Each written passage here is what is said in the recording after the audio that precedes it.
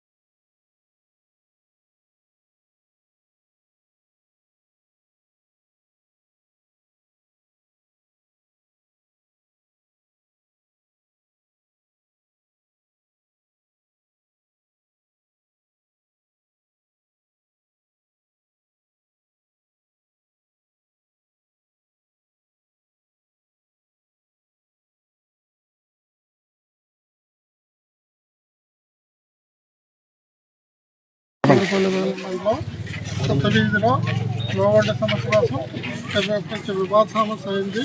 కానీ కోరుమిల్లి గ్రామానికి మొత్తం ఇప్పటివరకు 7 ట్రాన్స్ఫార్మర్లు కొత్తవి పెట్టినాం. అందులో భాగంగా ఇది 7వది, లాస్ట్ది. కొంచెం ఇబ్బందికరం అనిపించిన జనాలు ప్రశాంతంగానే మాకు సహకరించారు. వాళ్ళందరికీ మా ధన్యవాదాలు. మేము 4 సంవత్సరాల నుంచి లో వోల్టేజ్ నుండి చాలా ఇబ్బందులు పడ్డాం.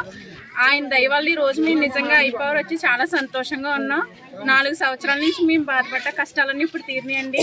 ఆయనకి ఎప్పటికీ మేము రుణపడి ఉంటామండి. ధన్యవాదాలండి. చాలా ధన్యవాదాలు. 3 రోజులు మాతో పాటు కూర్చున్నారండి. ఆయన కూడా మా బాధ ఏంటో చూసారు ఆయన. అందుకు కాబట్టి ఆయన కూడా ధన్యవాదాలండి. ఎస్ఐ గారు, డిపార్ట్మెంట్ అంతా కూడా మాకు చాలా సపోర్ట్ గా నిలిచారండి.